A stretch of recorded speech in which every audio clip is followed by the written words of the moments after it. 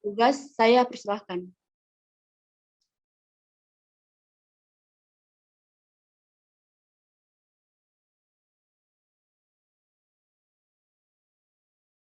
Baik, Assalamualaikum warahmatullahi wabarakatuh. Mari rasanya kita bersama-sama menundukkan kepala dan berdoa. Di sini izinkan saya memimpin doa dengan cara agama Islam. Kepada para peserta sekalian, mohon berkenan untuk menyesuaikan sesuai dengan keyakinan masing-masing. Bismillahirrahmanirrahim. Allahumma sholli ala Sayyidina Muhammad wa ala ali Sayyidina Muhammad. Ya Allah yang Maha Pengasih dan Penyayang, pada hari ini kami hendak menyelenggarakan acara School of Design.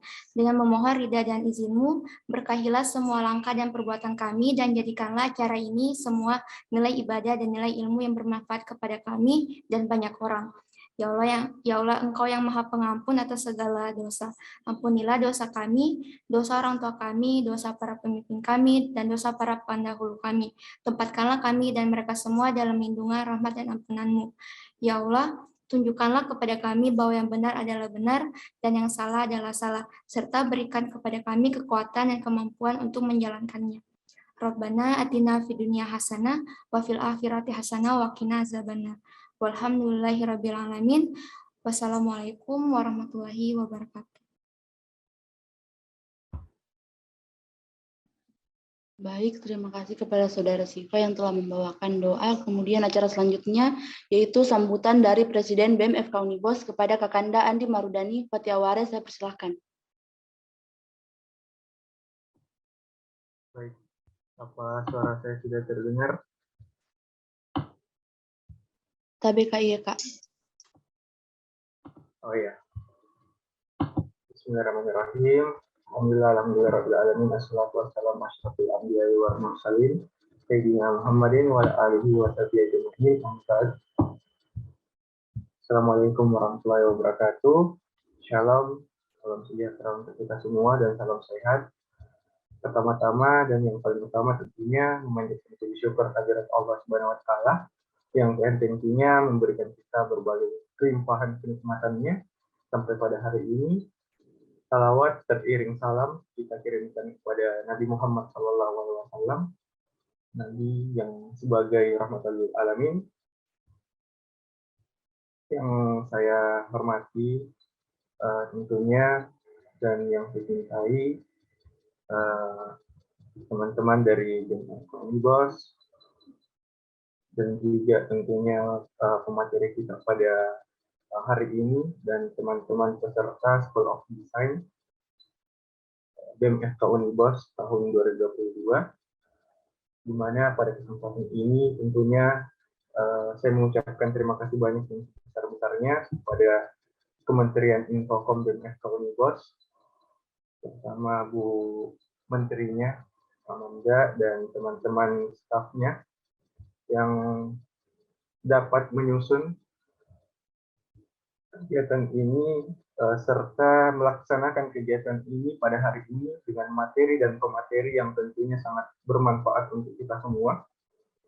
Di mana School of Design ini merupakan program kerja yang telah ada di BEM FK Unibos pada 3 tahun terakhir ini, yang dimana untuk inisiasinya itu tentu mendapatkan inspirasi pada kegiatan yang ada di ISMKI wilayah 4, di mana tentu yang menjadi latar belakang diadakannya kegiatan ini karena guna untuk memberikan wadah bagi mahasiswa kedokteran khususnya ya untuk mengembangkan soft skill-nya pada bidang teknologi yang dimana kita tahu sekarang merupakan zaman menuju era industri 5.0, di mana pada era ini itu dipenuhi dengan teknologi-teknologi yang tentunya semakin berkembang. Maka dari itu, sebagai seorang mahasiswa kedokteran, walaupun ya bisa dibilang bukan bidangnya kita ya, tapi kita harus bisa selalu survive dengan kondisi apapun, karena yang namanya sebagai seorang mahasiswa, ini merupakan tempatnya untuk mencari ilmu yang sebanyak-banyaknya, dan mencari pengalaman juga yang sebanyak-banyaknya, agar nantinya itu bisa menjadi orang yang memiliki nilai yang lebih daripada yang lain. Tentunya saya berharap bahwa kegiatan ini bisa berjalan dengan baik dan lancar. Untuk pada para peserta, kita semua juga berharap bisa mendapatkan ilmu yang sebanyak-banyaknya di sini. Ya, saya ucapkan selamat dan sukses. Mohon maaf atas segala kekurangan. Sekian dari saya, Andi Marudani Patiawara, Presiden BEM FK Unibos. Ya, mungkin itu saja yang dapat saya sampaikan. Wassalamualaikum warahmatullahi wabarakatuh. Saya kembalikan ke MC. Baik, terima kasih banyak kepada Kakanda Andi Marudani Patiaware atas sambutan yang diberikan. Selanjutnya kita akan melakukan pembacaan CV materi.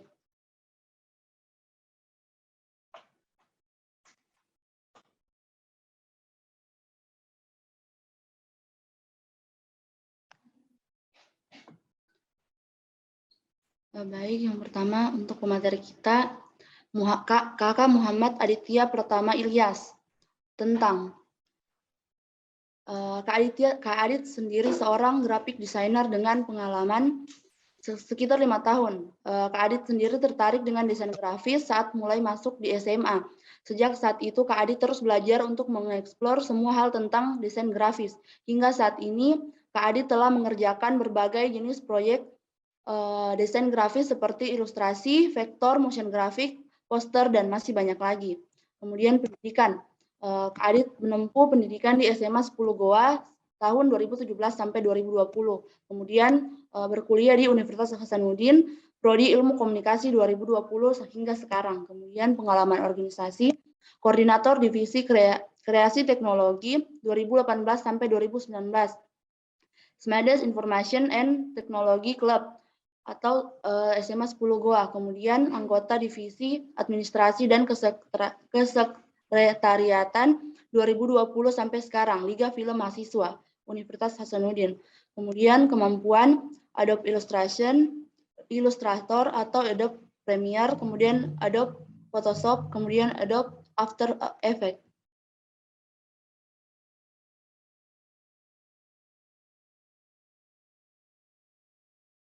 Interest sendiri, fotograf dan videografi, musik, desain grafis.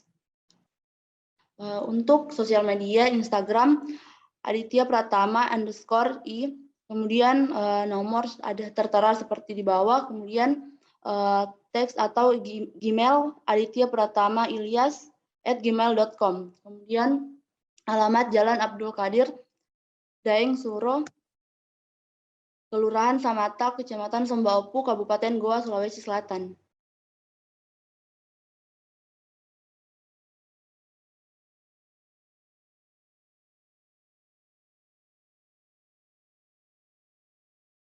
Baik, itu tadi CV dari pemateri kita. Kemudian kita akan memasuki acara inti, yaitu pemberian materi, yang dimana akan dibawakan oleh Kak Aditya sendiri. Kepada Kak Aditya, saya persilahkan.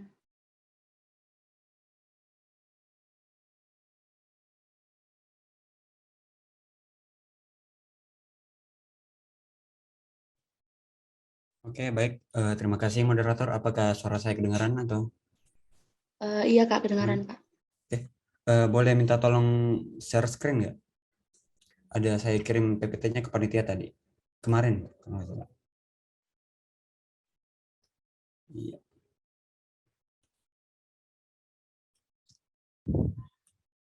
Oke, terima kasih. Jadi kita mulai dengan apa itu graphic design. Jadi tanpa kita sadari sebenarnya graphic design itu ada di sekeliling kita, ada di sekitar kita sebenarnya. Mulai dari kita kalau lihat-lihat di jalan ada spanduk-spanduk, ada banner-banner, atau jika kita ke Gramedia lihat buku, sampulnya itu sebenarnya bagian dari graphic design. Tapi kalau secara definisi, graphic design itu salah satu bentuk seni lukis untuk menciptakan atau mengatur elemen rupa seperti ilustrasi, foto, tulisan, dan garis di atas suatu media. Nah, kenapa disebut sebagai seni lukis? Karena prinsipnya sebenarnya itu hampir sama dengan melukis yang di kanvas pada umumnya, seperti itu. Bedanya cuma kalau melukisnya di desain grafis itu melukis yang asli itu menggunakan kanvas asli, pakai cat asli, kuas asli, dan sebagainya, yang sifatnya 3 dimensi dan bisa diraba. Sedangkan kalau melukis di desain grafis itu semuanya serba digital. Kanvasnya digital, posnya digital. Ya, kalau versi singkatnya desain grafis itu juga bisa disebut sebagai bentuk komunikasi visual yang memanfaatkan elemen grafis seperti shape, ilustrasi, font yang akan kita bahas nantinya. Ya, seperti itu. Jadi desain grafis itu memiliki beberapa fungsi. Salah satunya sebagai produk media informasi dan komunikasi, lalu bisa juga sebagai media pemasaran atau promosi, dan juga bisa sebagai untuk mengapresiasikan seni dan kreativitas. Oke, next Kak.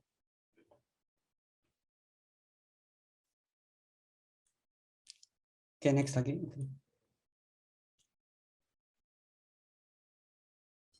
Jadi apa aplikasi yang kita gunakan? Sebenarnya dalam membuat desain grafis tidak ada aplikasi tertentu spesifik sebenarnya.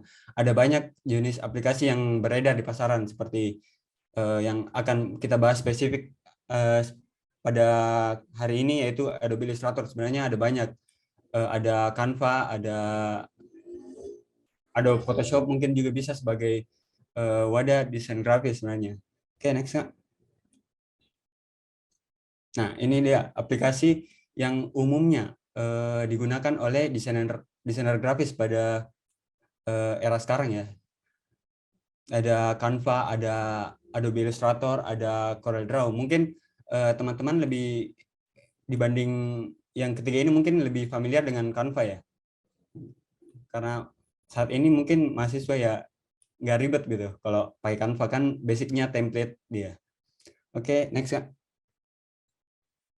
Nah, kenapa Adobe Illustrator? Sebenarnya masih ada aplikasi desain grafis yang sama populernya dan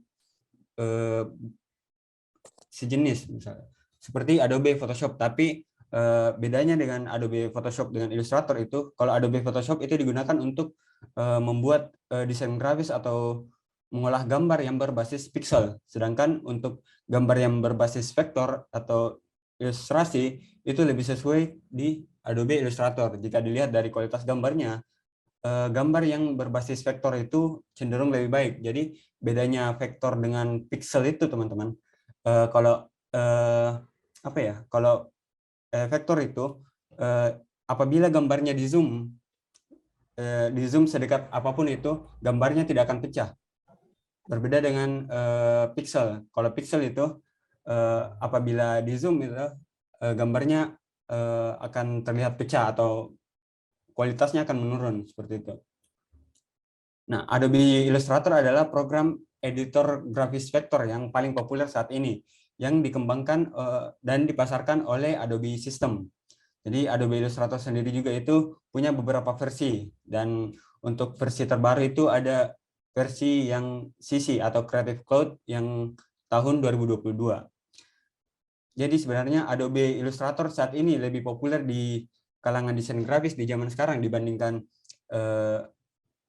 CorelDRAW ataupun Canva. Hal ini dikarenakan beberapa faktor. Yang pertama, adanya integrasi sesama aplikasi Adobe.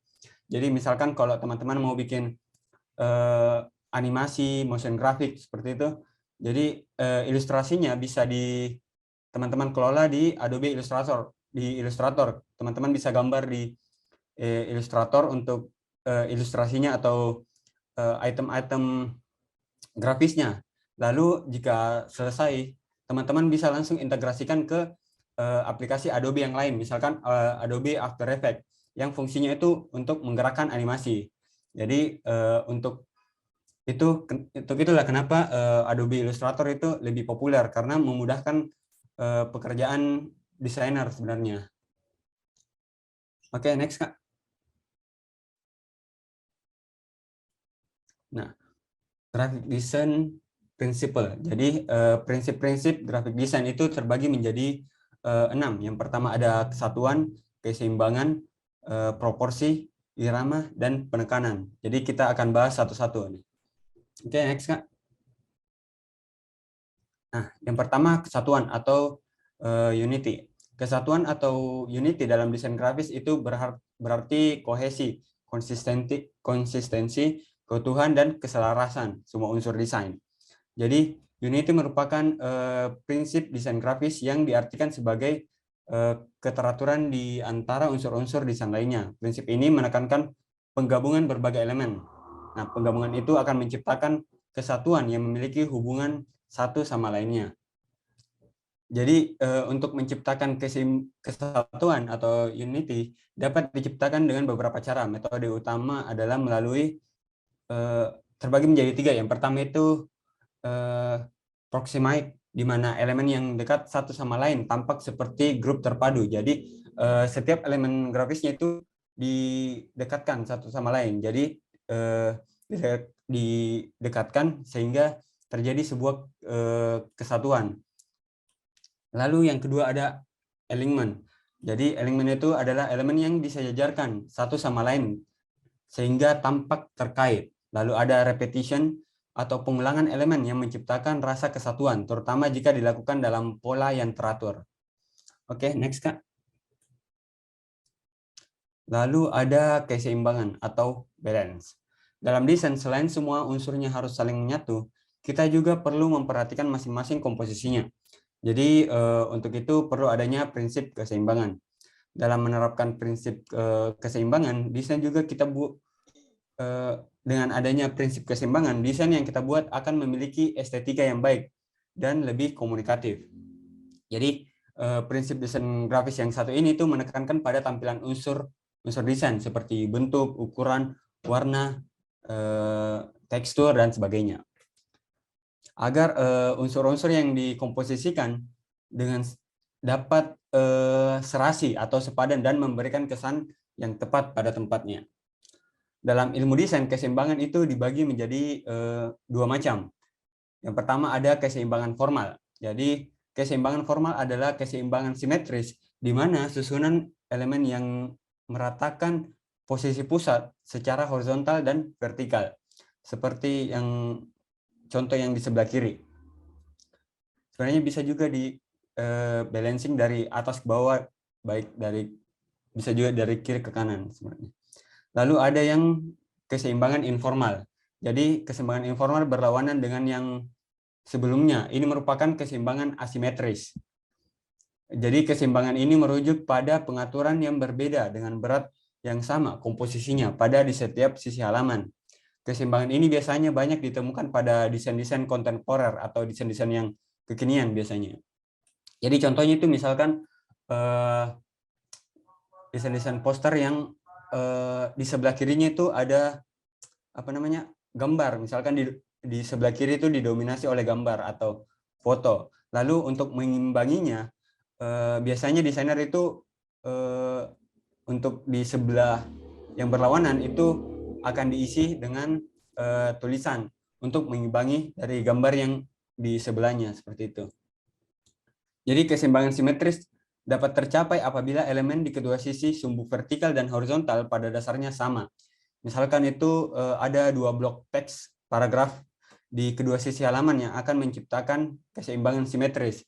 Meskipun konten atau isi tulisan pada blok teks tersebut itu tidak identik, tapi memiliki bentuk yang serupa sehingga bentuk keseimbangan yang simetris. Lalu ada keseimbangan non-formal atau asimetris yang dapat tercapai ketika kedua sisi sumbu tidak sama. Nah, seperti yang saya katakan tadi, misalnya itu ketika memiliki sebuah desain itu memiliki gambar yang besar di satu sisi yang diimbangi dengan teks yang menonjol di sisi lain. Jadi pada prinsipnya keseimbangan dalam desain dapat tercapai dengan cara yang berbeda. Apapun teknik prinsip balancingnya yang digunakan, hasilnya akan terasa pas dan sesuai. Ini tujuannya untuk membuat mata audiens terasa selaras dan tidak menimbulkan perasaan yang tidak nyaman. Lalu next Kak. Lalu proporsi atau proportion. Nah, secara matematis, proporsi merupakan perbandingan antara yang satu dengan yang lain. Kalian bisa lihat contohnya. Jadi ini menekankan pada unsur. Ini kalau bicara soal proporsi ini bicara soal ukuran, soal skala. Jadi prinsip desain grafis ini sering disebut juga dengan perbandingan yang memiliki prinsip menentukan baik atau tidaknya suatu komposisi dalam mewujudkan sebuah bentuk. Jadi perbandingan yang dimaksud di sini bisa berupa perbandingan ukuran, posisi. Kalau ukuran itu seperti yang sebelah kiri kanan juga posisinya bisa ke samping kiri kanan ataupun dari bawah ke atas seperti itu.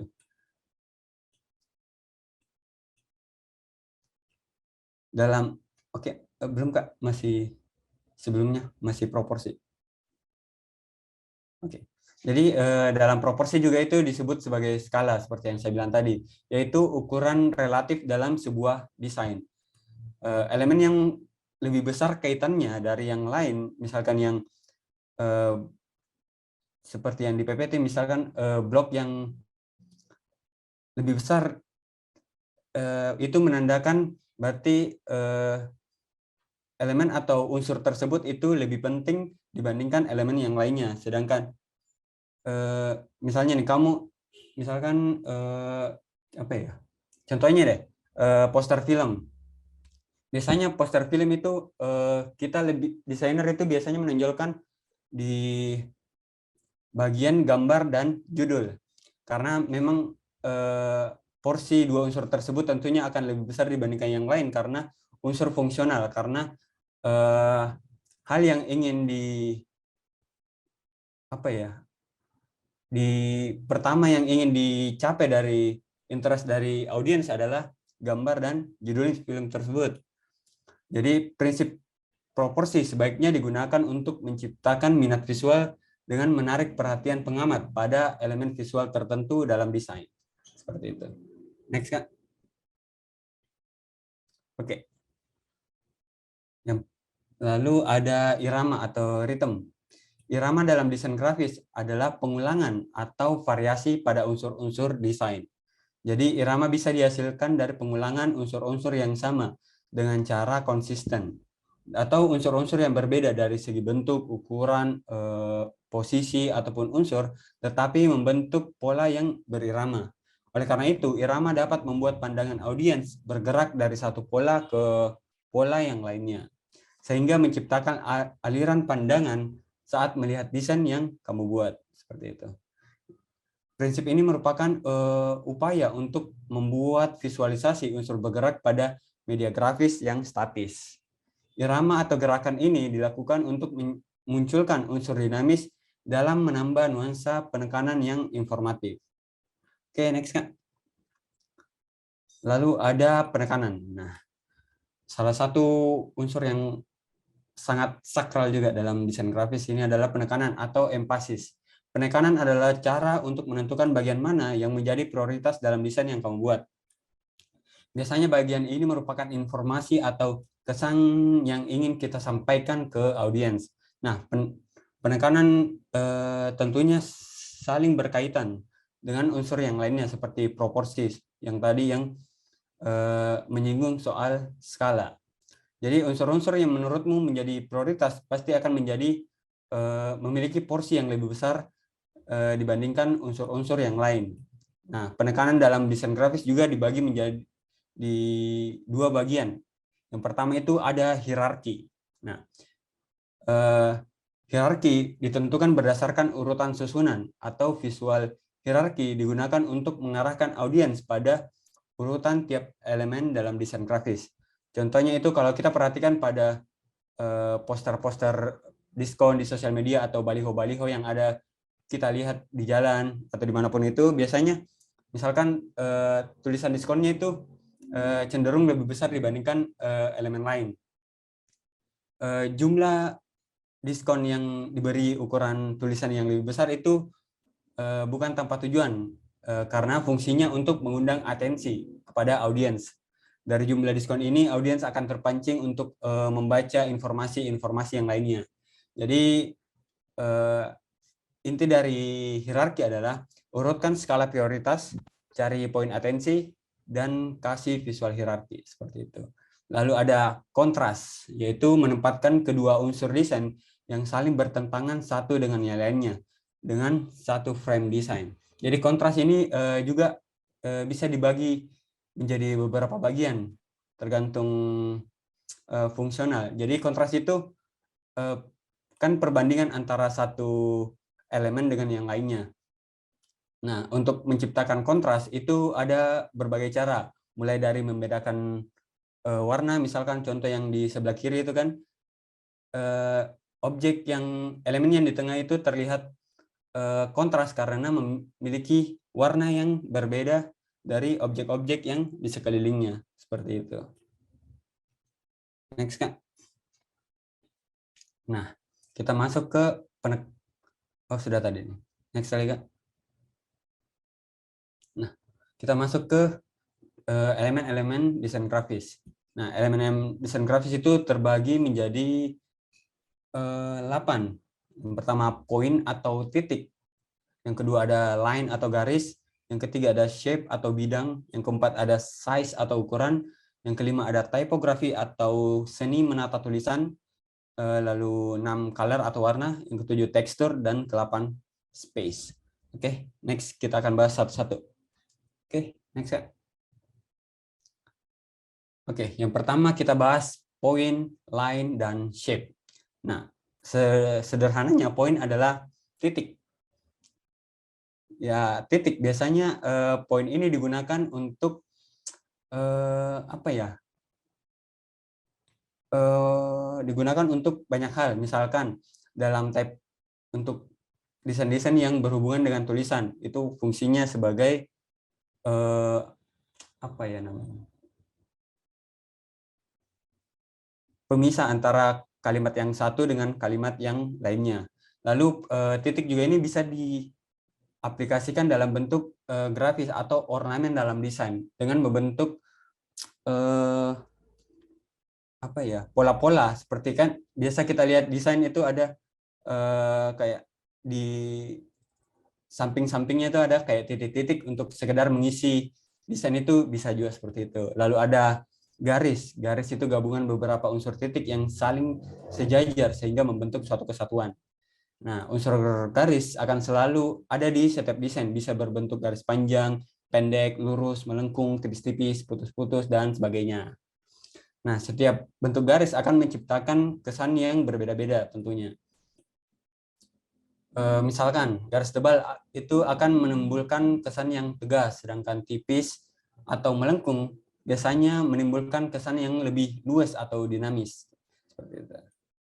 Lalu ada garis sendiri pada desain berfungsi untuk membuat keteraturan atau memperjelas poin tertentu dan dapat diaplikasikan dalam membuat bagan ataupun grafik. Lalu ada yang ketiga itu ada shape. Nah, shape adalah sebuah bentukan yang memiliki bentuk seperti lingkaran, kotak, segitiga, ataupun bentukan lain yang memiliki diameter tinggi dan lebar. Seperti itu. Penggunaan unsur bidang dalam desain grafis itu tidak hanya untuk mendefinisikan sebuah objek saja, tapi juga untuk menambah daya tarik layout atau komposisi desain, teman-teman, serta membantu untuk mengkomunikasikan ide desainer grafis kepada audiens. Jadi shape atau bidang itu dapat dibagi menjadi dua, seperti contoh yang teman-teman bisa lihat di PPT. Jadi untuk bidang di sebelah kiri itu disebut sebagai shape atau bidang geometris. Nah, bidang geometris adalah bidang yang teratur, yang dibuat secara matematis, yang memiliki sifat yang terstruktur. Sedangkan bidang non-geometris adalah bidang yang dibuat secara bebas. Rupa bidang non-geometri bisa berbentuk bidang organik.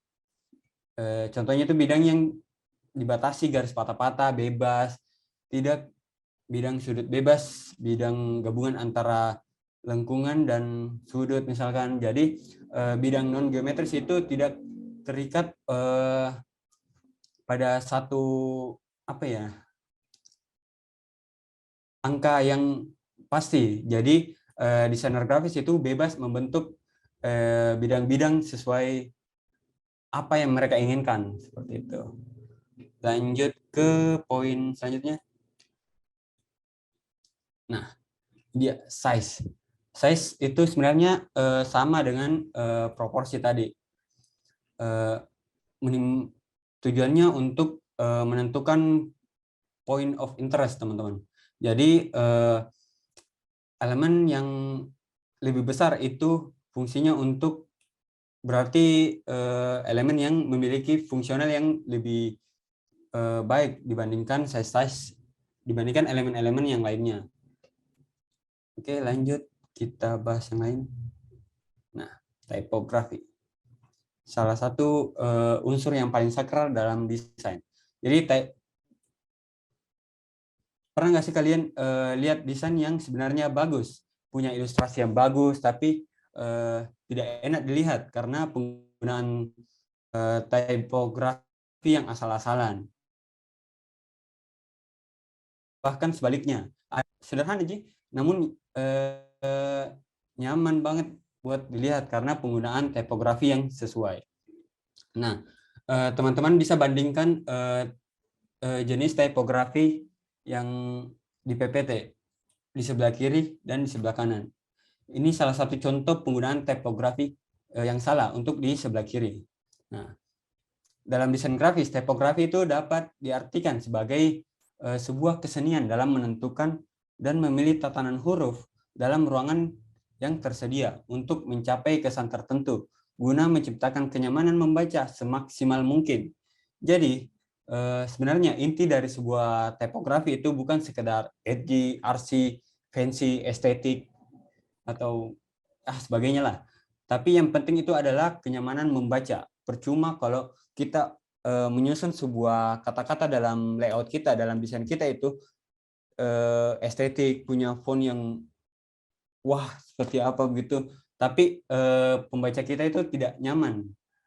Nah, tipografi dalam desain grafis itu sebenarnya memiliki peranan yang sangat penting. Seperti yang saya bilang tadi, sebuah desain bisa saja turun nilai estetikanya hanya karena pemilihan tipografi yang tidak sesuai.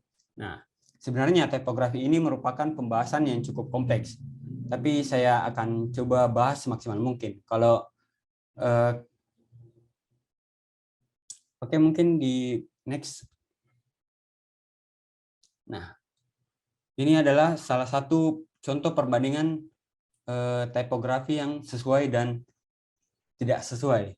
Teman-teman pasti lebih nyaman, kalau kalian perhatikan, pasti teman-teman itu lebih nyaman untuk membaca poster yang di sebelah kiri di sebelah kanan dibandingkan poster yang di sebelah kiri. Nah, inilah fungsi dari tipografi sebenarnya. Oke, next. Nah, kalau kita bicara soal tipografi, ada dua unsur penting sebenarnya. Ada yang namanya typeface dan font, yang biasanya ini yang banyak disalahartikan oleh desainer-desainer pemula sebenarnya. Nah, typeface adalah rancangan karakter dari sekumpulan huruf, sedangkan font merupakan suatu kumpulan lengkap dari huruf, angka, simbol, ataupun karakter yang memiliki ukuran tertentu. Jadi kalau teman-teman perhatikan, typeface itu jenis hurufnya, sedangkan font itu jenis-jenis dari typeface. Seperti itu. Misalkan nama typeface-nya itu Poppins. Nah, Poppins ini memiliki varian lagi, seperti thin, light, regular, dan italic, medium, bold. Nah, itulah yang disebut sebagai font. Nah, biasanya orang-orang awam itu, orang-orang atau desainer awal itu biasanya mengartikan font itu sebagai jenis hurufnya. Seperti itu. Oke, next. Nah, jenis-jenis typeface. Typeface itu terbagi menjadi beberapa bagian. Yang pertama itu ada yang namanya serif. Nah, serif adalah bentuk huruf yang memiliki kait. Nah, kait itu yang ada di ujungnya seperti ini, seperti contoh yang kalian lihat. Memiliki kait. Fungsi serif itu memiliki kesan untuk menimbulkan kesan yang klasik, anggun, lemah gemulai, dan feminim. Nah, Yang kedua ada sans serif. Berbeda dengan serif, karakter sans serif itu lebih baku dan tegas dengan volume yang konsisten. Sedangkan serif, sans serif pun penggunaannya di zaman sekarang itu jauh lebih populer dibandingkan dengan font serif sebenarnya. Kalau di desain-desain kontemporer atau desain-desain yang kekinian sekarang itu desainer cenderung menggunakan typeface sans serif pada desainnya.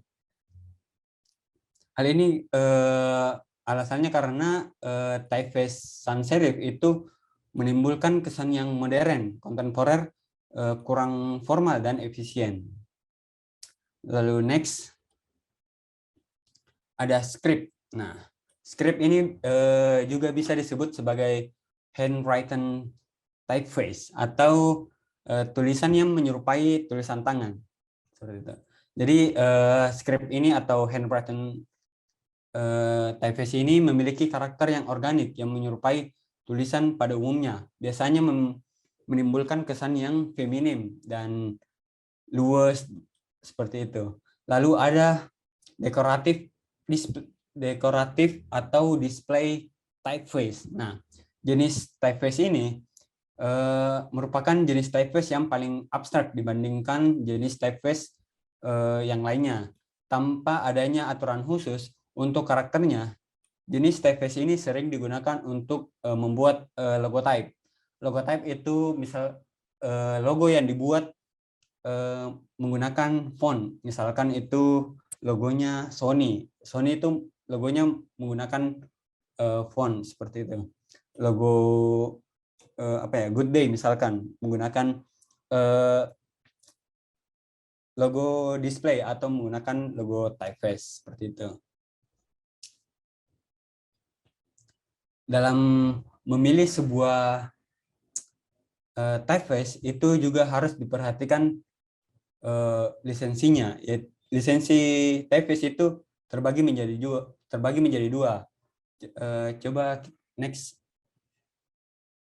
Nah, ini dia lisensi dari penggunaan tipografi atau penggunaan typeface, teman-teman. Nah, hal ini sebenarnya hal yang paling sakral dalam membuat desain, karena seorang desainer bisa saja dituntut, bahkan didenda, dipenjara, dipidana, hanya karena lisensi. Nah, lisensi dalam typeface, mendownload typeface itu terbagi menjadi dua, yaitu untuk personal use dan untuk commercial use. Nah, jadi teman-teman itu tidak boleh sembarang mendownload font atau typeface di internet sebenarnya. Apalagi untuk commercial use. Teman-teman bisa saja dituntut hanya karena salah menggunakan lisensi. Nah, untuk personal use itu jenis lisensi yang hanya diperuntukkan atau boleh digunakan hanya untuk keperluan pribadi, misalkan keperluan sosial media kita, keperluan keperluan spanduk hanya untuk hiasan kamar. Yang penting itu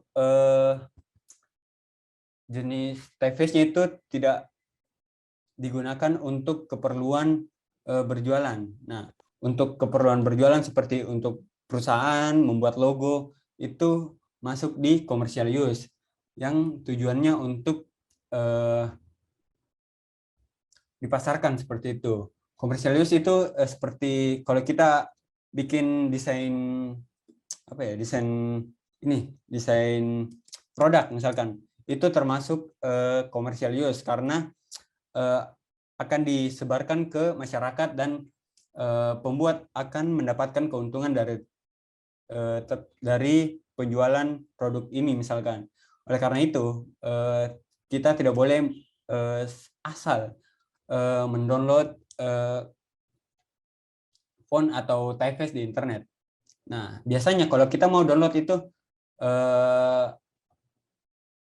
misalkan di davon.com atau Google Font itu ada lisensinya di sebelah kanan atau biasanya di bawah fontnya, di bawah tulisan download juga biasanya. Nah, teman-teman harus perhatikan itu sebelum mendownload. gitu. Oke, next.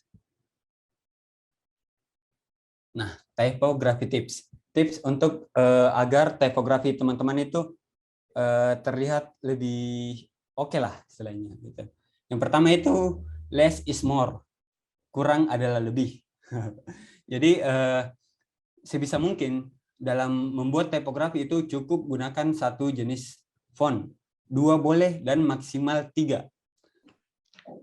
Karena jika berlebihan, ini akan mengganggu konsistensi dan estetika dalam desain kamu. Jadi kayak orang-orang juga biasa kayak kurang fokus nih kalau banyak sekali fontnya. Ini kayak jadi hasilnya itu mengganggu konsentrasi dari audiens. Yang pertama itu, lalu yang kedua adalah kontras. Nah, hal yang harus diperhatikan juga kontras. Kontras itu yang harus diperhatikan adalah perbandingan antara warna background dengan warna tulisan. Jangan sampai desain teman-teman itu warnanya cerah. Teman-teman juga gunakan warna font atau warna typeface yang cerah, misalkan warna backgroundnya kuning, tapi lalu teman-teman pakai warna tipografinya orange dengan intensitas warna yang sama, itu akan menimbulkan miskomunikasi biasanya. Jadi para audiens itu akan kesulitan membaca tipografi teman-teman, atau pesan apa yang ingin teman-teman sampaikan itu akan sulit ditangkap oleh para audiens seperti itu. Nah, lalu yang ketiga adalah hindari double script. Nah, biasanya nih jenis tipografi yang pakai double script itu yang saya lihat biasanya itu desain-desain yang apa ya, di TikTok juga biasanya banyak, di Facebook juga banyak. Biasanya tujuannya itu supaya estetik katanya. Saya juga makin kesini makin bingung apa arti estetik sebenarnya. Jadi kenapa double script itu dihindari? Biasanya kan script itu bentukannya dinamis, bentukannya banyak lekukan biasanya. Hal itu jika kita menggunakan double script biasanya kita akan kesulitan memilih yang mana point of interest-nya, teman-teman. Biasanya kan kalau script itu digunakan untuk membuat judul seperti itu. Tapi kalau kita judulnya pakai script, lalu isi teksnya juga script, itu akan apa ya? Jadi aneh kelihatannya. Jadi tidak jelas apa yang mau kita sampaikan, apa yang mau kita tonjolkan, sebenarnya itu tidak jelas. Lalu yang keempat ada konsistensi ukuran. Nah, sebenarnya dalam menentukan ukuran font dalam desain itu ada rumus-rumusnya, ada tekniknya. Biasanya teman-teman desainer itu yang paling populer itu ada yang namanya teknik golden ratio. Jadi golden ratio itu kombinasi ukuran font yang rumusnya itu 1,618 poin.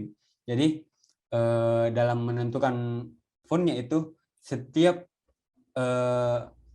misalkan seperti tulisan yang typography tipsnya ini kan disebut sebagai headnya, kepalanya. Lalu yang di bawah-bawahnya ini isinya seperti itu. Jadi kan untuk jadi yang mau kita tonjolkan kan yang di atas terlebih dahulu. Nah, itu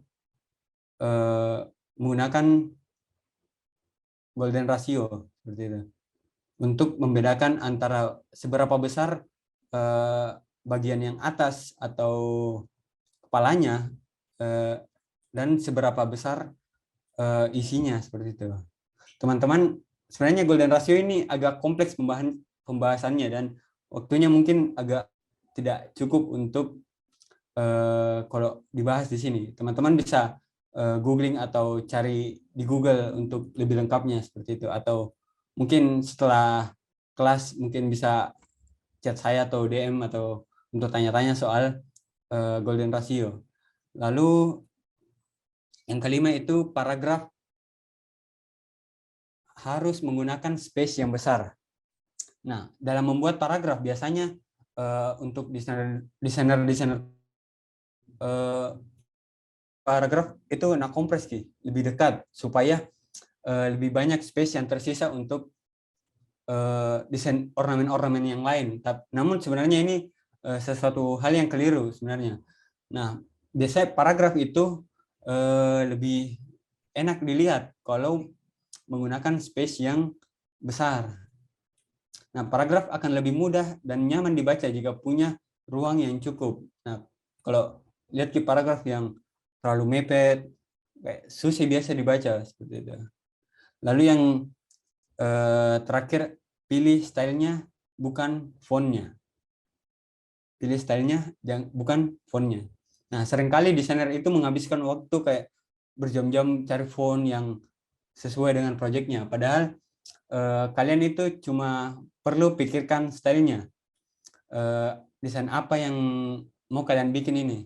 Misalkan, jika kalian mau stylenya old, luxury, klasik, teman-teman bisa pakai font-font serif. Nah, kalau stylenya modern, minimalis, dan clean, teman-teman itu bisa pakai font sans serif tadi. Kalau mau desain-desain yang playful dan happy, biasanya desain-desain yang untuk anak-anak, untuk event, biasanya itu teman-teman bisa pakai font-font display. Nah, mau yang feminim, pakai saja font script yang tipis, yang lekukannya tipis. Mau yang maskulin, pakai saja font-font yang script yang lekukannya tebal. Jadi, pilih stylenya, bukan fontnya. Seperti itu. Next. Nah, warna. Warna dapat memberikan makna dan tema pada sebuah desain. Warna dalam desain grafis itu terbagi menjadi dua. Seperti yang di PPT ini, ada CMYK, ada RGB gitu. Nah, CMYK ini cyan, magenta, yellow, dan key atau black. Nah, CMYK ini diperuntukkan untuk desain-desain yang keperluannya cetak, seperti brosur, spanduk, apalagi kayak desain produk juga dicetak. Nah, sedangkan yang RGB itu fungsinya untuk desain-desain yang berbasis digital. Jadi bukan untuk keperluan cetak. Desain-desain yang pakai color profile RGB itu contohnya kayak desain feed untuk keperluan Instagram atau poster-poster yang mau saja diupload di Instastory, IG atau thumbnail YouTube juga bisa seperti itu, atau iklan di kayak misalkan di feed-nya Tokopedia seperti itu, iklan-iklan yang fungsinya bukan untuk cetak tapi akan fungsinya mau dipublish ke sosial media yang sifatnya digital seperti itu. Nah, next. Nah, hal yang harus diperhatikan juga adalah kombinasi warna atau pemberian warna.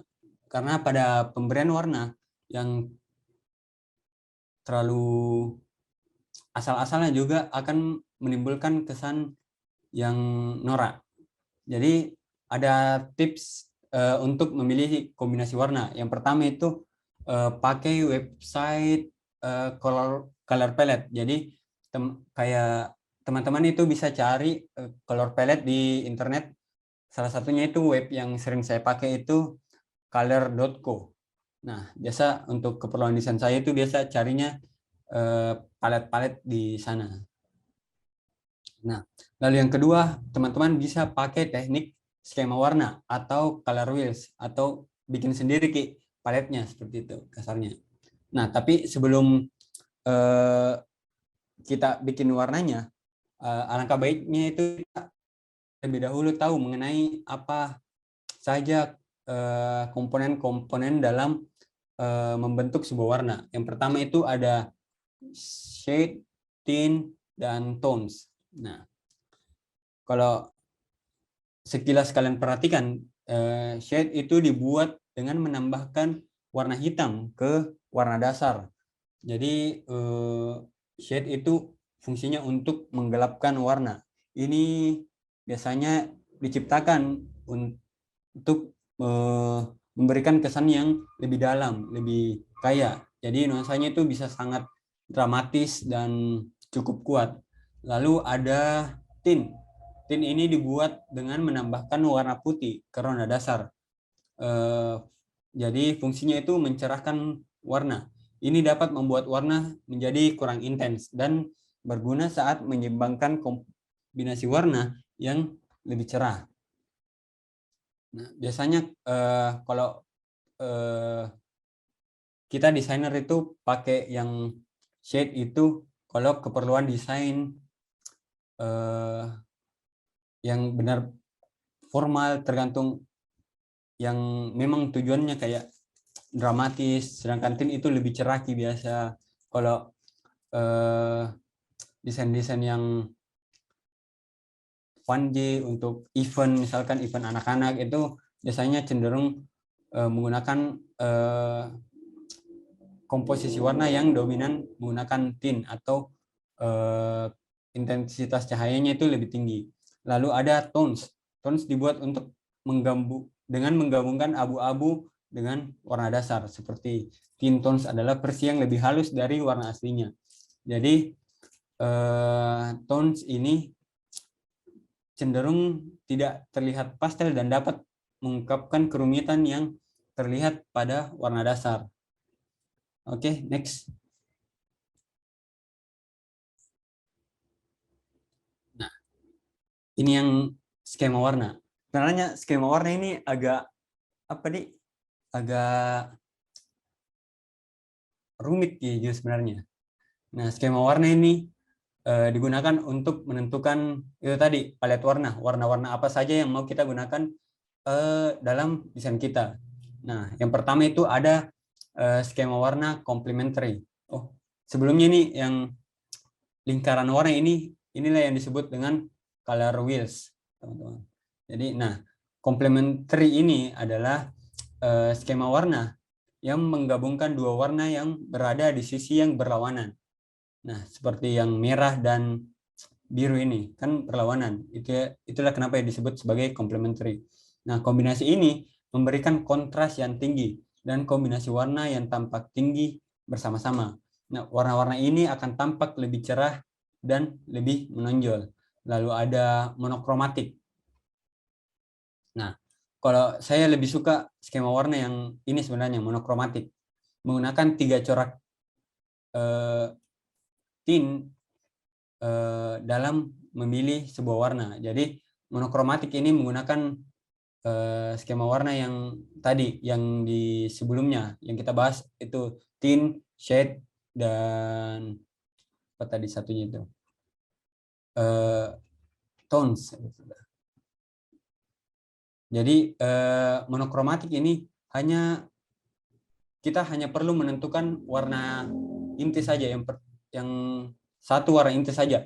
Lalu untuk kombinasi warna selanjutnya kita bisa memainkan shade, tones, dan tint yang tadi untuk memberikan kombinasi warna sehingga tidak monoton dan memberikan variasi seperti itu.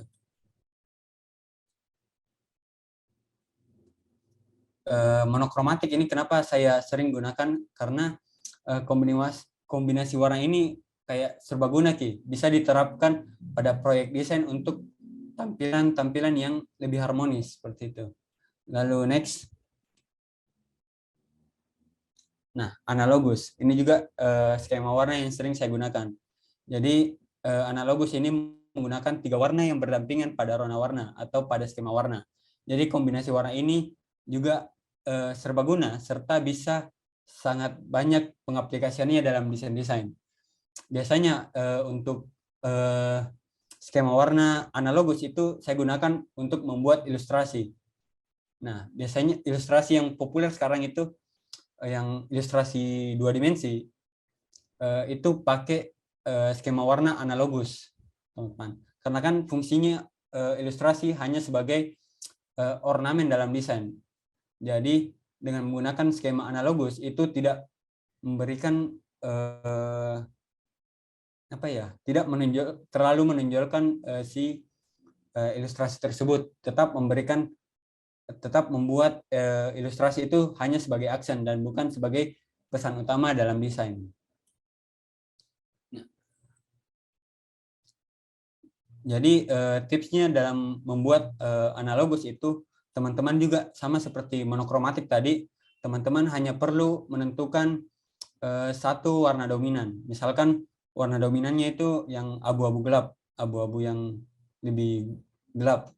Itu teman-teman gunakan sebagai warna dominan, atau warna yang lebih banyak teman-teman gunakan dalam desainnya teman-teman atau ilustrasinya teman-teman yang mau kalian bikin nanti.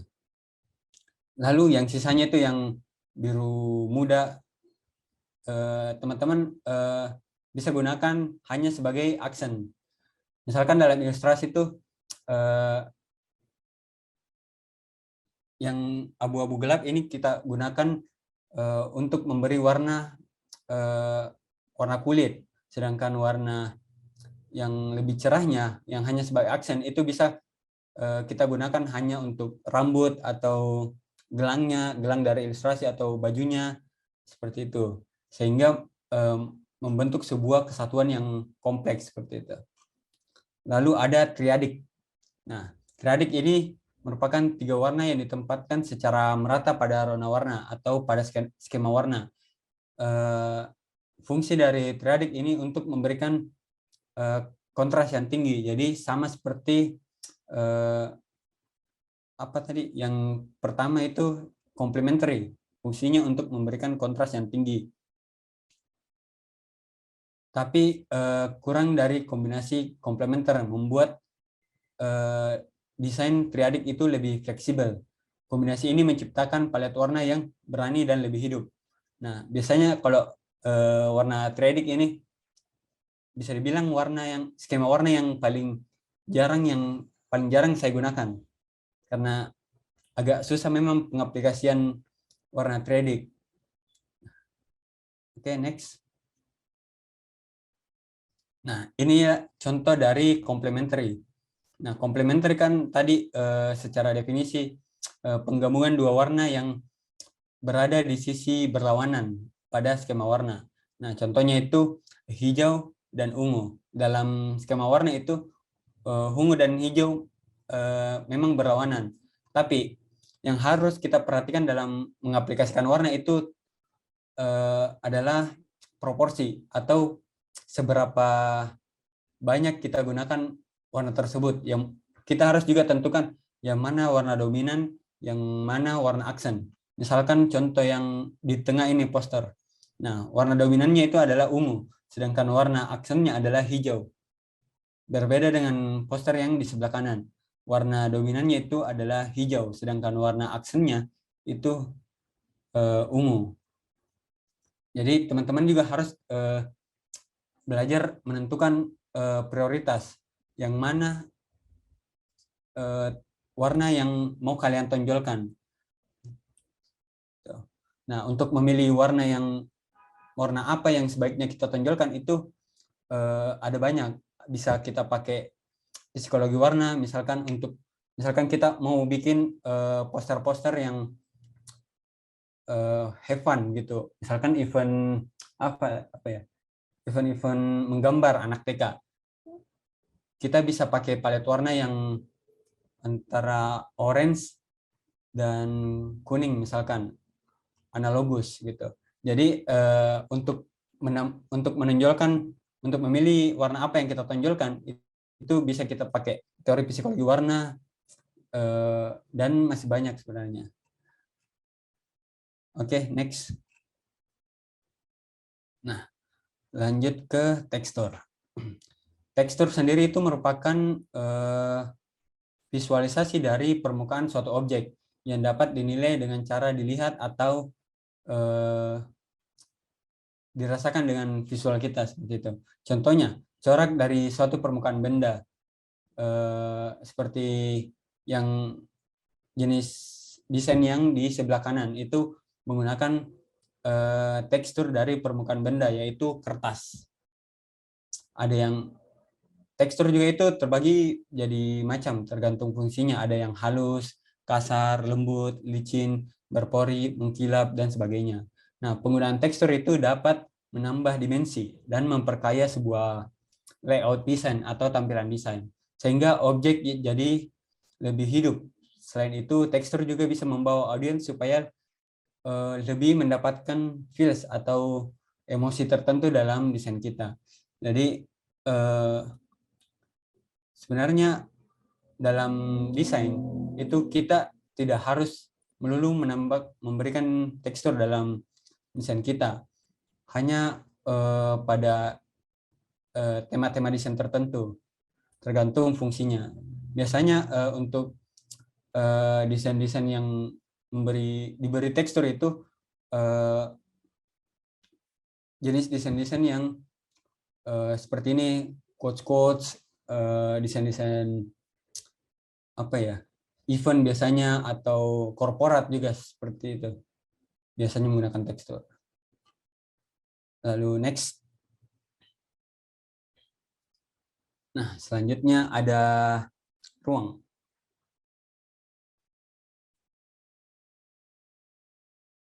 Coba teman-teman perhatikan dua jenis desain yang ada di layar teman-teman. Kira-kira teman-teman lebih nyaman membaca desain yang di sebelah kiri atau di sebelah kanan? Kira-kira lebih enak dilihat yang mana?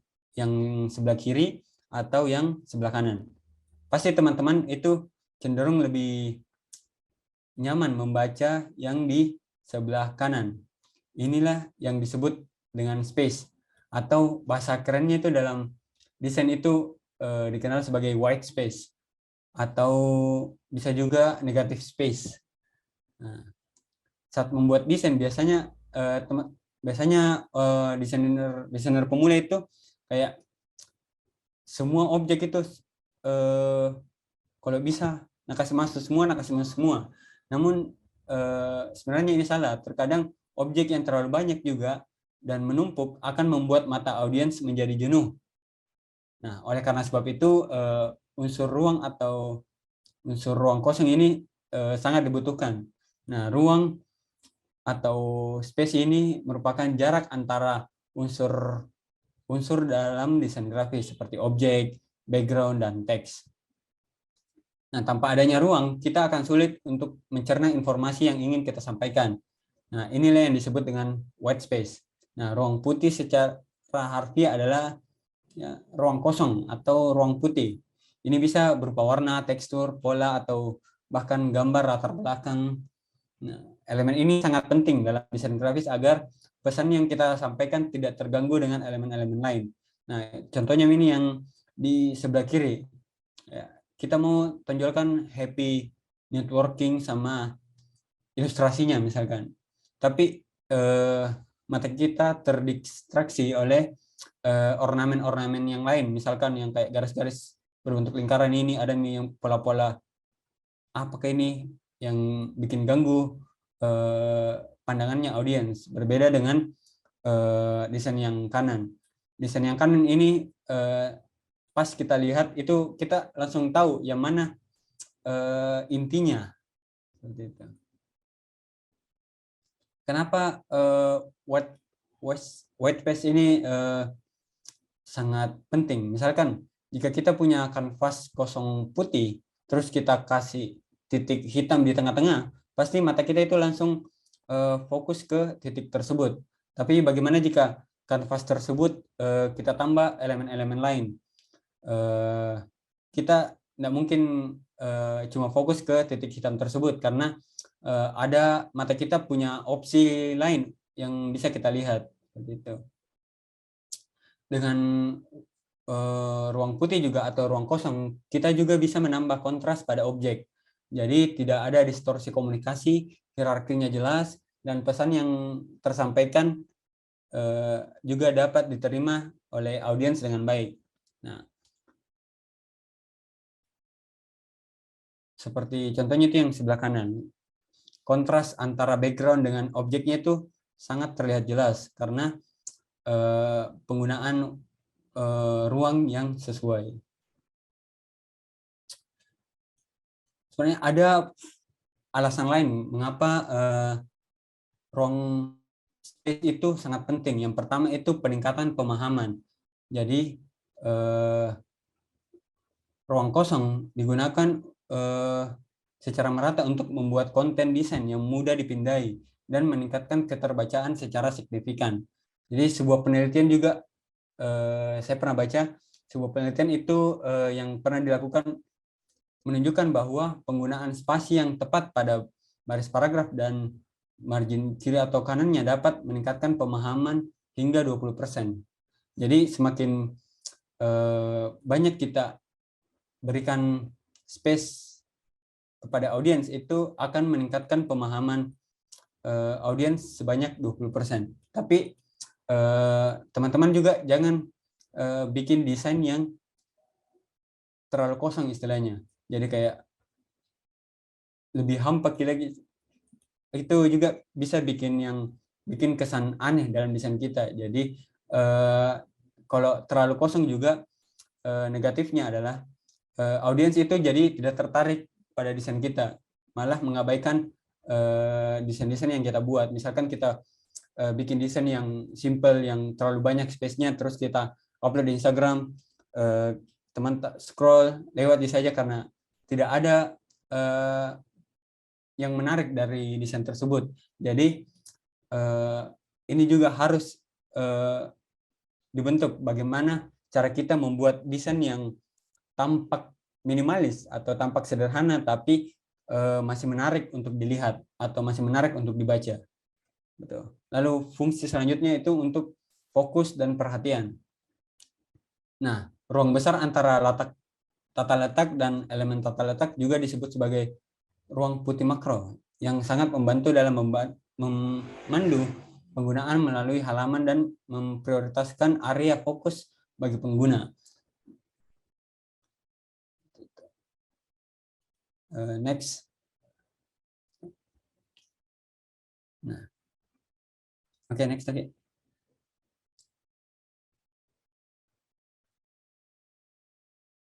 Nah, inilah kenapa saya tadi menyinggung soal peningkatan pemahaman. Jadi coba teman-teman bandingkan yang penempatan di sebelah kiri dan sebelah kanan. Kira-kira teman-teman itu lebih nyaman membaca yang teks di sebelah kiri atau sebelah kanan? Yang pastinya sebelah kanan, karena kita diberikan ruang yang leluasa, ruang yang cukup untuk membaca isi teks. Nah, itulah kenapa tadi saya bilang pemberian ruang yang cukup itu dapat meningkatkan pemahaman audiens akan konten-konten kita itu sebanyak 20%, karena konten yang terlalu mepet itu akan sulit dicerna oleh para audiens dan juga akan terlihat sangat membosankan. Dan biasa kalau kita lihat teks-teks yang terlalu mepet begini kayak malas juga baca ya. Nah, berbeda dengan yang di sebelah kanan itu terlihat sangat menarik dan mudah untuk dipahami seperti itu. Next. Nah, yang tadi soal fokus dan attention.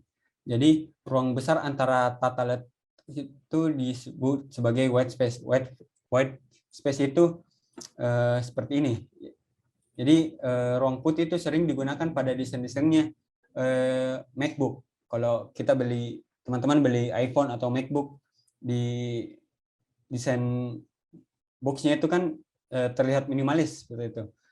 Di boxnya biasa cuma gambar handphone sudah, atau cuma MacBook Pro atau iPad Pro. Nah, ini dapat meningkatkan fokus dan menambah atensi dari audiens seperti itu.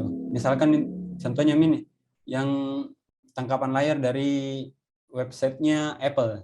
Nah, kita dapat dengan jelas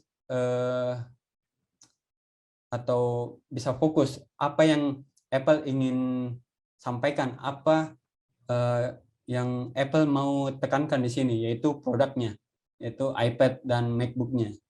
Nah, itulah kenapa ruang kosong atau ruang putih itu sangat penting. Next. Nah, lalu ada peningkatan tingkat interaksi. Nah, penggunaan ruang putih yang efektif membantu desain menyampaikan pesan melalui pengguna dengan cepat dan meningkatkan kemungkinan interaksi dengan menyoroti CTA atau call to action. Nah, sebagai desainer adalah tugas kita untuk menciptakan alur komunikasi antara desain dengan pengguna. Nah, dan ruang putih atau white space itu membantu dalam hal ini. Contohnya itu teman-teman bisa lihat di desain user interface-nya Google. Nah, dengan desain interface-nya Google ini terlihat memiliki banyak ruang kosong. Nah, ini fungsinya agar pengguna itu dapat dengan jelas dan mengkomunikasikan tujuan desainnya ini untuk tujuan searching. Jadi Google ini sengaja mungkin tidak terlalu memberikan banyak ornamen karena fungsinya itu hanya untuk memaksa agar pengguna itu untuk mengetik di kolom searching-nya itu. Oke, next. Jadi, oke, kita kita kembali dulu.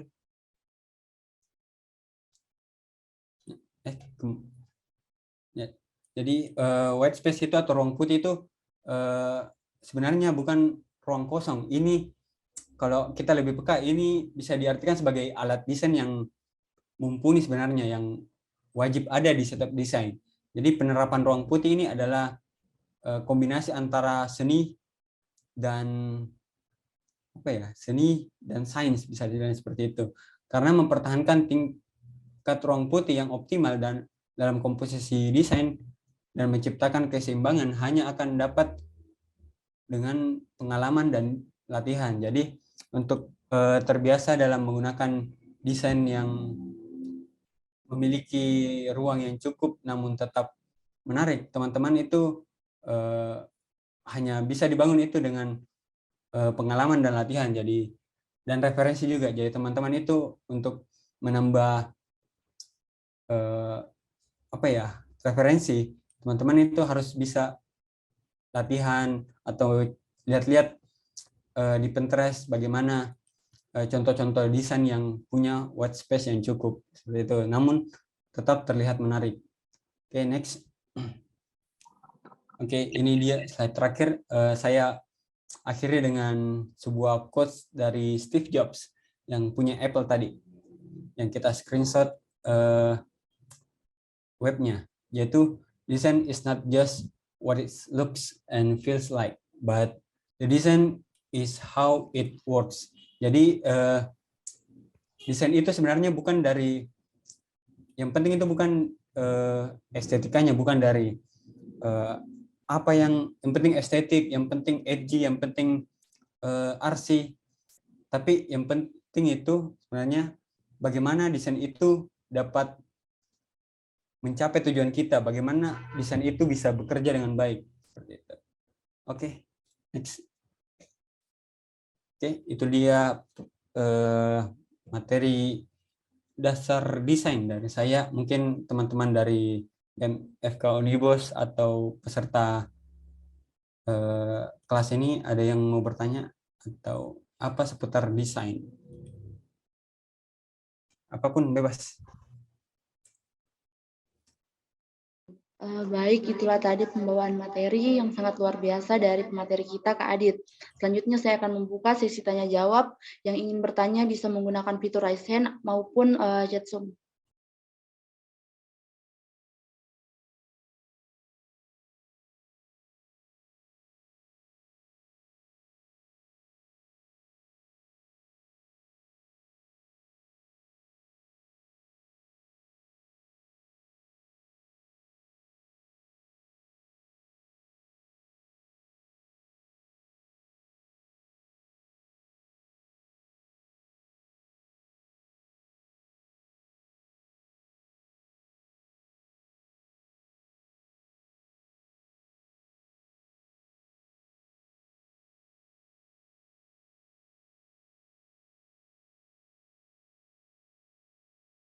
Baik, kepada Saudara Afsa, saya persilakan untuk bertanya. Baik, terima kasih moderator. Tabeka, permisi. Di sini tadi saya kurang perhatikan. Tadi Kakak menjelaskan bahwa untuk pemilihan font itu minimal 2, maksimal 3 font. Nah, Kak, yang saya ingin tanyakan bagaimana cara untuk pemilihan font agar terlihat lebih menarik, karena yang kita ketahui kan ada banyak font di dalam aplikasi desain, Kak. Tapi Kak, itu mungkin pertanyaan dari saya, Kak. Nah, menarik pertanyaan dari Afsa X Monica. Waduh. Jadi bagaimana kita memilih font yang terlihat menarik, apalagi dalam aplikasi desain itu, apalagi di Illustrator itu banyak sekali pilihan font yang tersedia. Nah, seperti yang saya bilang tadi, pilih stylenya, jangan fontnya. Yang pertama itu teman-teman itu tentukan desain apa yang teman-teman mau buat ini. Misalkan desain poster film misalkan, dan filmnya film action. Nah, teman-teman itu bisa pilih font-font sans serif tadi yang kesannya modern seperti itu. Jadi intinya sebenarnya pilih stylenya, bukan fontnya. Tapi kan banyak sekali begitu. Banyak juga yang biasa mirip-mirip di aplikasi. Nah, ini kalau dari saya itu biasa apa ya? Sebenarnya agak tricky dalam pemilihan desain ini sebenarnya. Terlalu banyak pilihan itu bikin bingung, terlalu sedikit juga bikin susah gitu. Tapi kalau tips dari saya itu tadi, pilih stylenya bukan desainnya.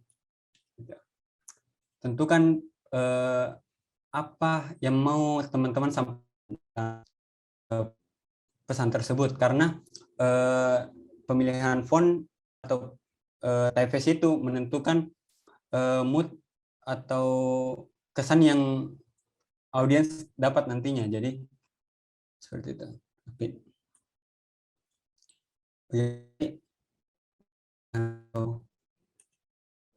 Baik, Kak. Terima kasih banyak, Kak. Sudah paham, Kak.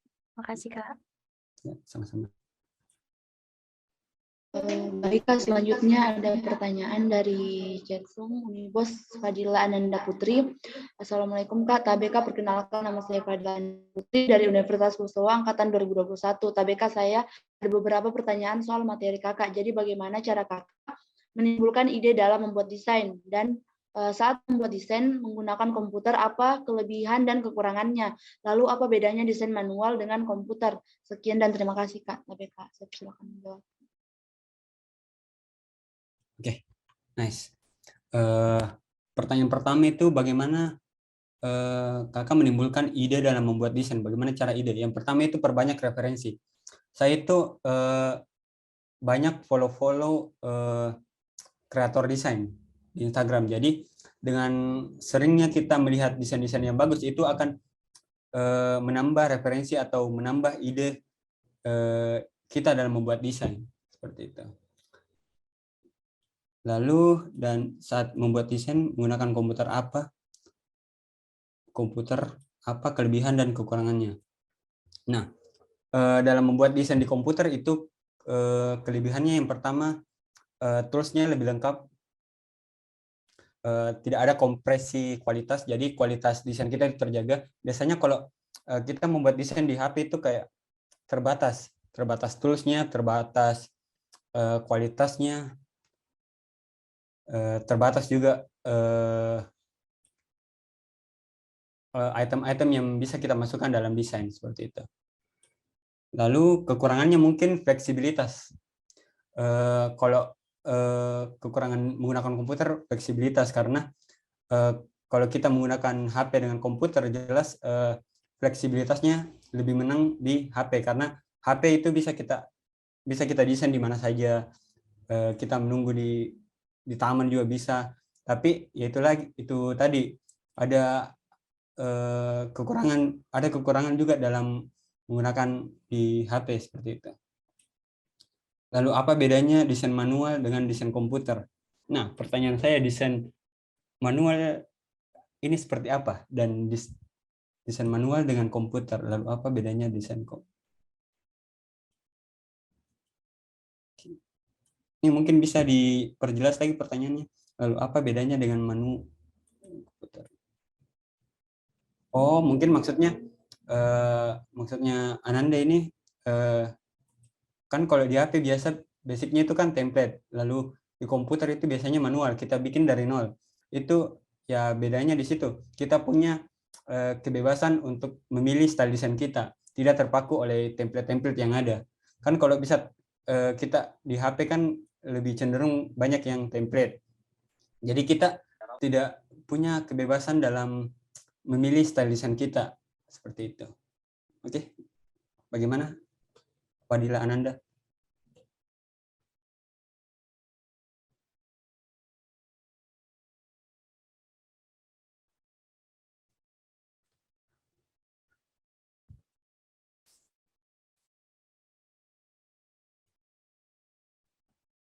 Mungkin sudah jelas Kak dari Ananda. Kemudian Kak ada pertanyaan selanjutnya dari Cosmic_Iqbal.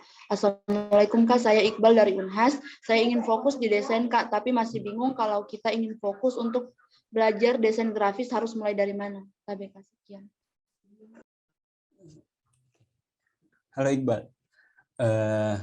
Oke, salam kenal Iqbal. Saya juga dari Unhas sebenarnya, dari Prodi Ilmu Komunikasi. Jadi kita satu jurusan, satu kampus nih. Jadi pertanyaannya Iqbal itu, saya ingin fokus di desain Kak, tapi masih bingung kalau kita ingin fokus untuk belajar desain grafis harus mulai dari mana. Nah, yang pertama itu kita tentukan genre atau jenis desain apa yang mau kita buat. Karena dalam desain grafis itu ada banyak tipe, ada banyak genre. Contohnya itu ada logo designer, ada ilustrator, ada layouter, ada motion grafik juga. Jadi yang pertama itu tentukan kita mau fokus kemana dulu, karena ada banyak caranya untuk tahu di mana yang kita suka. Itu yang pertama. Kalau saya di awal-awal itu saya coba semua, saya coba-coba bikin ilustrasi, saya coba-coba bikin logo juga, bikin layout, bikin poster, bikin motion grafik juga. Nah, setelah saya coba semua, saya pilih nih yang mana yang bikin saya nyaman. Nah, itu yang saya fokus, Iqbal. Seperti itu. Bagaimana Iqbal? Apa terjawab?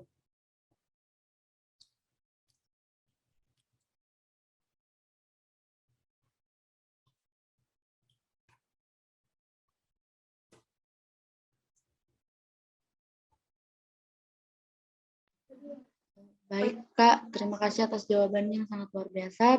Baik kepada para peserta, apakah masih ada ingin bertanya apa?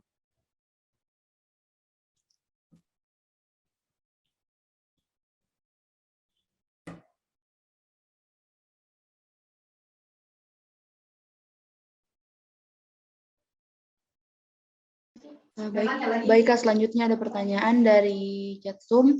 Assalamualaikum Kak, saya Putra dari Forgame SC Umi. Mau bertanya, apakah harus seorang desainer grafis harus tahu menggambar manual? Nah ini pertanyaan menarik. Fun fact juga, saya tidak terlalu bisa menggambar manual, karena itu tadi dalam desainer grafis, menjadi desainer grafis itu ada banyak genre, ada logo, ada ilustrasi, ada layouter. Jadi tidak semua desainer grafis itu harus bisa menggambar, kecuali desainer grafis yang berfokus ke ilustrasi itu sebaiknya bisa, bahkan harus. Tapi kalau cuma layouter atau motion grafik yang tugasnya untuk hanya bikin logo atau menggerakkan animasi desain, itu tidak harus seperti itu.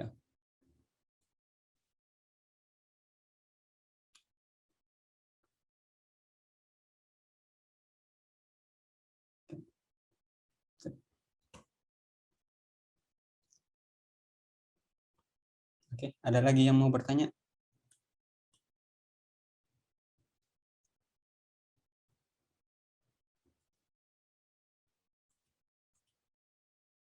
Baik, kepada para peserta, apakah masih ada pertanyaan yang ingin ditanyakan?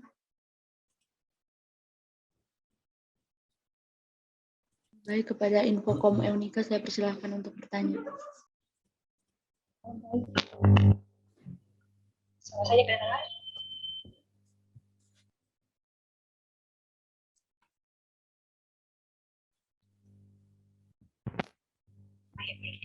Jadi di sini kan Kak, tadi Kakak jelaskan terkait penggunaan elemen, kemudian pemilihan font dan juga penggunaan warna. Dan tadi di PPT-nya Kakak bilang less is more. Tapi misalnya dalam kepanitiaan atau kita membuat desain untuk orang lain dan dari pihak sana punya kemauannya sendiri dalam hal desain-desainnya dan tidak sesuai seperti yang kakak tadi jelaskan. Di sini, kalau dalam kasus seperti ini kita mengikut ke pihak sana atau tetap berpatokan sama apa yang kita ketahui tentang dasar-dasar desain itu sendiri. Terima kasih Kak. Oke, menarik. Itulah kenapa pentingnya yang namanya proporsi. Meskipun kita organisasi mau bikin sebuah poster, namun banyak info yang mau kita sampaikan, banyak elemen-elemen yang mau kita masukkan. Inilah pentingnya proporsi. Bagaimana kita mengatur agar elemen-elemen yang kita masukkan ke dalam desain kita itu tidak terlihat menumpuk dan terlihat masih enak dilihat, meskipun objeknya tergolong banyak seperti itu. Jadi kita hari ini mungkin untuk di awal-awal agak sulit bagaimana menentukan objek elemen mana yang penting dalam desain kita, tapi semakin banyak latihan mungkin akan bisa. Jadi intinya itu tentukan aspek prioritas dan hal apa yang ingin ditonjolkan. Itu jadi kalau kita sudah tentukan apa yang mau kita tonjolkan, biasanya yang mau ditonjolkan itu kayak seperti ini, kayak School of Design, kan itu yang highlight-nya. Itu yang kita beri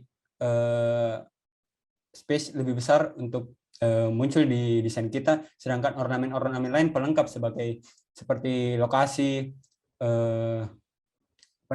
lokasi, tanggal, link pendaftaran dan sebagainya, itu bisa kita berikan porsi yang lebih kecil, karena inilah tadi yang kita bahas soal visual hierarchy. Kenapa ada visual hierarchy? Karena untuk memberikan memberikan point of action istilahnya, seperti itu. Jadi kalau kita sudah tentukan apa yang mau kita tonjolkan, itu biasanya para audiens itu akan tertarik seperti itu.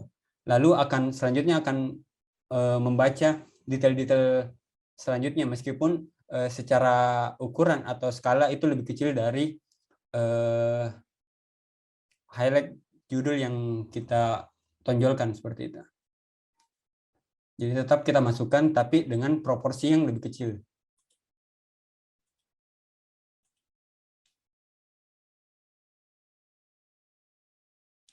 Dan jangan juga kayak judul yang mau di highlight itu kayak nama kegiatannya dikasih sama besar dengan tanggalnya seperti itu. Itu kan akan membentuk miskomunikasi.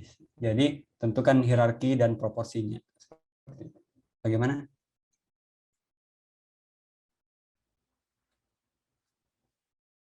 Siapa tadi yang bertanya?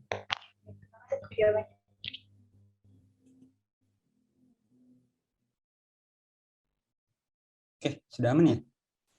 Baik Kak, selanjutnya ada pertanyaan dari chatroom lagi. Dari Forgame SC Putra, apakah suatu rancangan visual dalam bentuk 3 dimensi tidak bisa disebut desain grafis, Kak?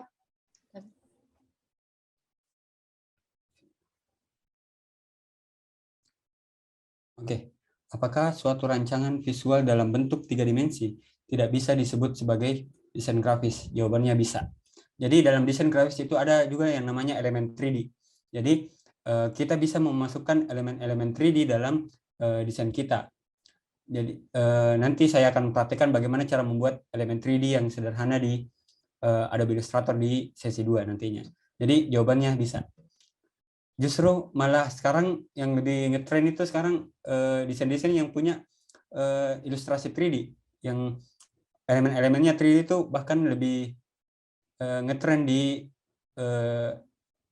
di dunia desain sekarang, seperti itu. Karena terlihat lebih menarik pastinya. Oke, bagaimana Putra?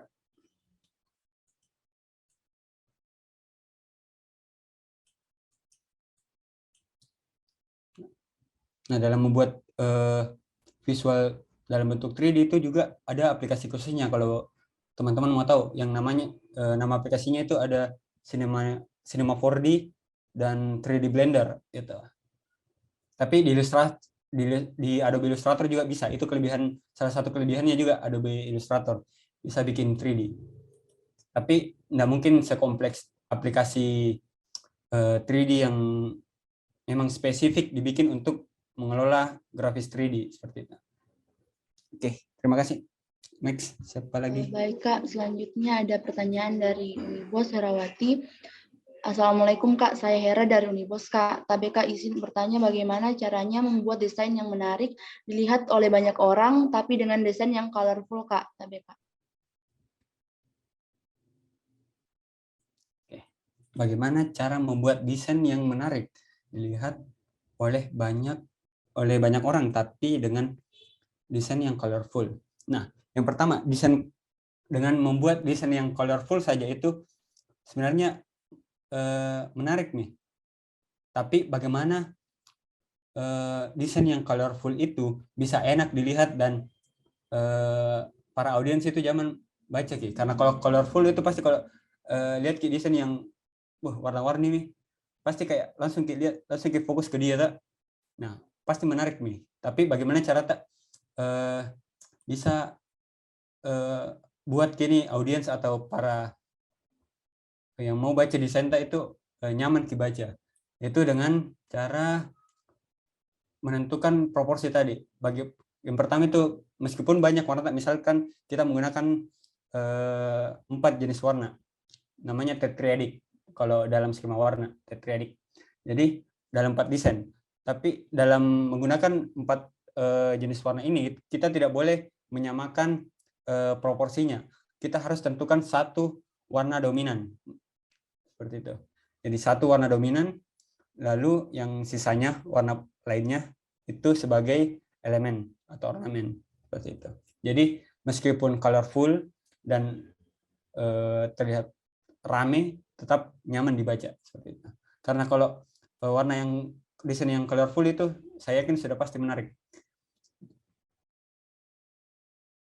Menarik perhatian bukan berarti bagus. Karena ada juga desain yang menarik perhatian tapi cuma lewat saja, dilihat oh sudah, tapi tidak dibaca, tidak dipahami isi desainnya, seperti itu.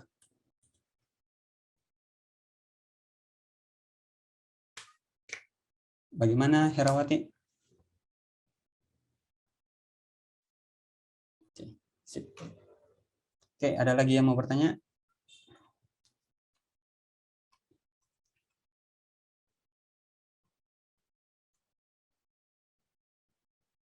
Baik, kepada info Kak Eunika, dipersilakan untuk bertanya.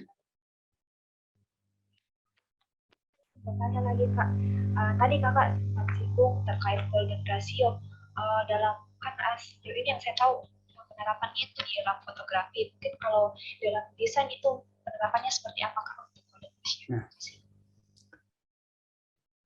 golden ratio itu sebenarnya bisa juga di fotografi, bisa di desain. Desain juga itu penggunaan golden ratio itu ada banyak. Bisa dari komposisi, bisa dari